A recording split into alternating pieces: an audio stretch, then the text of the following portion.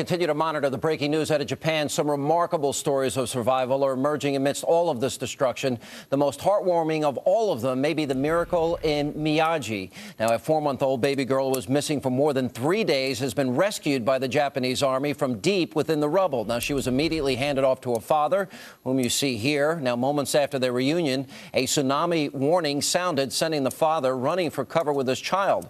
And joining me now with a first-hand account of his own quake experience is Tokyo resident Tomohiko Taniguchi is with us. Tomohiko, thank you so much for being here. We appreciate it. My pleasure.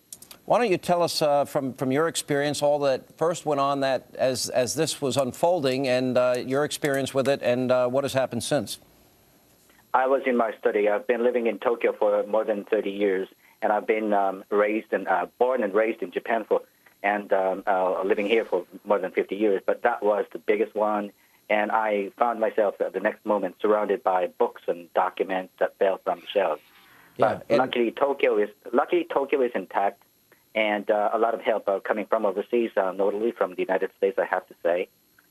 Well, and a lot of help, I'm sure, is going to be coming even in the days to come. When you hear the death toll now above 10,000 and still sadly growing as we speak, and so many people, hundreds of thousands now apparently without homes, tell me about the mobilization efforts where you are to get food to the people in the areas that are hardest hit. Well, I was a journalist back then in 1995 when the western part of Japan, Kobe, was hit by a big one, and I had to use bicycle to cover around. But the one that we're looking at is vast in territories, and there are many, many pockets of fishing villages scattering around. So it's been extremely difficult for the Japanese government, for local forces and the U.S. military and so on to provide food and warm blankets and so on. Yeah, well, obviously it's going to be a worldwide effort. To the extent that you hear the reports about radiation fallout and the problems they're having with the nuclear facilities, to what extent are people concerned, nervous about the reports that they're getting? We are getting extremely nervous. We're just hearing a news that a possible core melting, not meltdown, but core melting is occurring with a possible dire impact on spreading radiation. Yeah, well, all right, we're going to have more on that particular story. Tomohiko, thank you so much for sharing your story with us tonight. We appreciate your time. My pleasure. Now, also tonight, in light of the nuclear emergency that is unfolding in Japan, there are questions being raised over whether or not radiation from a meltdown would impact the United States. Here with analysis of that dangerous prospect is AccuWeather's Ken Rees. Ken, thanks for being with us. One of the reports we keep hearing is that, in fact, that the winds are blowing out to sea and that whatever radioactive winds might blow into the direction of the west coast of the United States. What are your thoughts? Well, Sean, I think the first things we have to put in perspective is it really is going to require something to move the radioactive debris higher up into the atmosphere than just the storm. The storm you see here going through is a fairly small storm and really won't have much in the way of bringing that high up into the atmosphere. It's going to slide across the islands and end up off the coast. Now, it will send some wind back for a brief time until the low pulls away, and then the winds will come more northwest, which is good news for those in Japan because it'll blow any kind of radiation at the lower levels on out to sea for a period of time. But the real question is, will we see any kind of explosion that will lift the debris higher up into the atmosphere? If you get an explosion here and you get it up higher into the atmosphere, the winds can bring it more to the east, you could have more of a problem. If you think back to, let's say, the nuclear bomb tests back in the Pacific, back through the 40s, 50s, and into the 60s, there was a tremendous amount of radioactive material put into the atmosphere because those bombs reached heights of over 60,000 feet with the debris. And so that really aided that movement of the nuclear waste around the globe, and there was results of it everywhere, really, around the world in terms of that. But I think when you look at the overall scope of things, you need something to really push it higher up in the atmosphere before it even has a chance to make it all the way back to the United States. And really, it's going to be in such a dilute form, it would seem Let me ask you one benign. quick additional question on this, if I can, because if you remember after Chernobyl, a lot of countries, because there was such negligence in the case, or so it was believed, and it turned out to be right, radioactive clouds moving into other countries, and there was great anger and resentment. What was the fallout of that at the time? Because it traveled many, many thousands of miles. Well, certainly. In fact, the worst was in an area almost the size of Florida. But remember, that was also because there was explosion and tremendous steam clouds pushed up into the atmosphere with the subsequent fires. And without the containment, that just launched. If we saw the same kind of thing in Japan, which right now, as you hear the experts saying, that doesn't seem that likely, then we could see more stuff scattered about the atmosphere. But given prevailing winds, typically, that would be over the Pacific for a period of time. So the likelihood of it having any direct effect on the United States seems relatively small.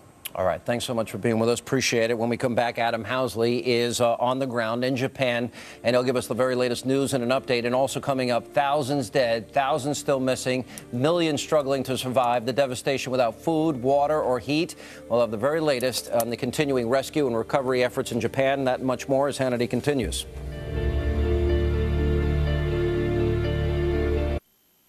And welcome back to Hannity. And we continue to cover the breaking news out of Japan tonight. And joining me with the very latest, he is live from Mito, Japan, is our very own Adam Housley. Adam, thanks for being with us. And the very latest where you are.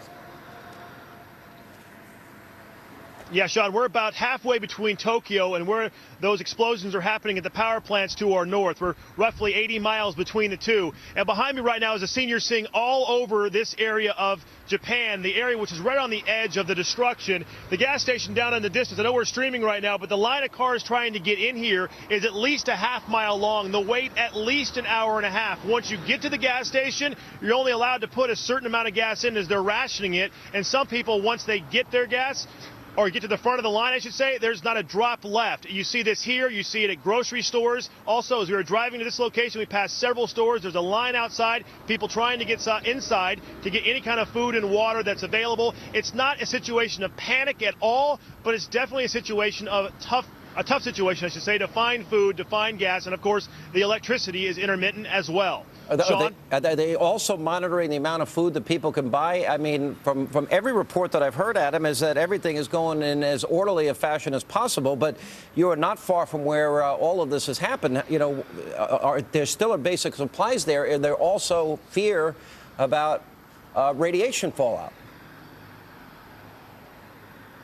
Right, absolutely. Yeah, it's definitely as orderly as you could imagine. I mean, there's no panic here at this point, but their nerves are a bit frayed. I mean, yesterday we had a tsunami warning where we were located, and, people rode their bikes, got in cars, and scattered in every way imaginable to get away from the waterfront. So you have that element as a part of this. So while it's orderly here and the destruction is really on the edge of where we are, we just came from it about 15 miles away. It's close enough, Sean. And about the detection, we have some new information for you as well. The site where this all is taking place in the evacuation area around there, I've been told that on the edge of that evacuation area, so roughly 30 miles away from the plants, enough radiation in the atmosphere has been detected to be equivalent to a chest X-ray. Further to our south, they're saying very trace, not harmful detection has been made at the Naval Air Station at Sugi. That's also the hub of the U.S. military response right now. In fact, Operation Tomodachi, I'm told, just got off the phone with them. It is now in full swing. They're now taking all their elements that they gathered at that base, the extra food they didn't need, the extra water they didn't need. That's the first drop-offs being made to our north. They're flying to the west of the situation, so they're out of the harm that's taking place up there. They're flying to the west on the other side of hills, dropping it off in an area over there where a lot of the refugees are, and then returning back to the south area of Tokyo where they're landing. So that's the new information, is that radiation has been detected up near the plants, away from the plant, in the evacuation area that equates to a chest X-ray, and south of Tokyo even trace amounts, not harmful, but trace amounts. And we're told that all the people that are non-essential personnel and Department of Defense employees have been told to stay in their houses, keep their windows closed, their doors closed, as a precaution. They want people, they said, hey, treat this like a rainy day. Just stay inside, be safe. It cuts down by 60% what you would face by being outside in the air. You know, I guess, Adam, as Shep Smith said, and the winds tend to be blowing out to sea, which in that sense would be good news to keep it away from the general population. Is there, look, I guess it's inherent in the DNA of Americans. They have a healthy skepticism towards government. Is there a sense there that people feel like they're getting the full, complete, and truthful story from the government, or is there an effort there to reduce panic and fear? I think the people here, they trust their government, but there's also a feeling that the government downplays a little bit. I mean, that's kind of the feel we've got from the Japanese press, I would believe. The people we spoke to, I think, would say the same thing. I don't think they believe the government lies to them. I think they do believe the government downplays things a bit. Maybe they're cautious about releasing things, maybe to keep things more orderly. And that's not just in this situation, so I've been told that's generally the way they operate. And, you know, there's been a lot of more skepticism in the Japanese media of the government and the reaction and what might be happening than there is coming from the government itself, Sean. All right, Adam Hasley, Mito, Japan tonight. Adam, thank you for your report. And Japan's road to recovery is sure to be a long one. Experts are projecting the damage to cost at least $180 billion, and there's no price that can be put on the thousands of innocent lives that have been lost.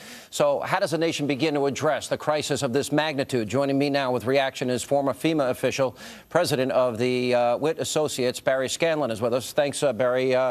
Look, you look at the human toll, you look at the immediate needs of people. Obviously, there's food, there's water, there's energy, there's supplies, there's blackouts.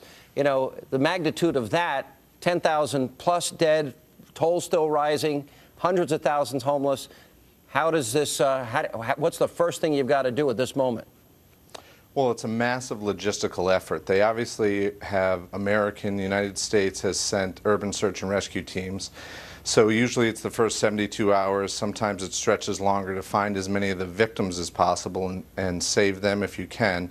But they have, I've seen numbers of 400, 500,000 people that are in shelters and are being evacuated. So you need to get safe and sound surroundings for them, shelter, food, and water. And that's something that's going to require not just their domestic capabilities, but probably the international community as well. Yeah. One of the sad things is we look at these images right now and the devastation, I mean, not only from the earthquake, but the ensuing tsunami and literally wiping out entire communities.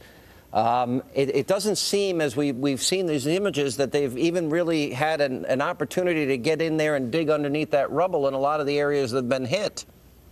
No, I don't think they have, and a lot of the areas are tough to get to because of the infrastructure loss. So that's something that is probably going to exacerbate this problem for days ahead, weeks ahead. But of course, you've got to focus on the survivors as well. This is something that's going to go on for weeks and months. They obviously are going to have to find shelter for hundreds of thousands of people on at least a temporary or a long-term basis, the same sort of thing that we saw in the United States with Katrina. It's not something that they'll solve overnight.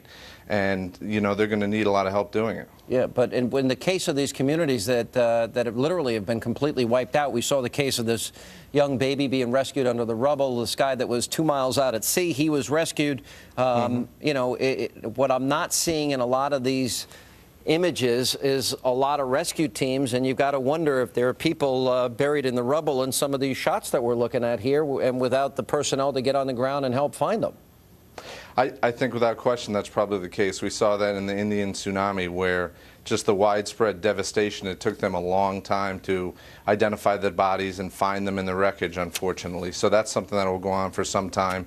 And then they're going to have to work on long-term recovery and making sure that they're building back better and stronger for the next time. All right, Barry Scanlon, thank you so much for being with us tonight. We appreciate your time. And still ahead tonight, the potential threat across the Pacific. Should America fear the spread of radiation from a nuclear meltdown in Japan? We'll have more on that and the very latest coming up next.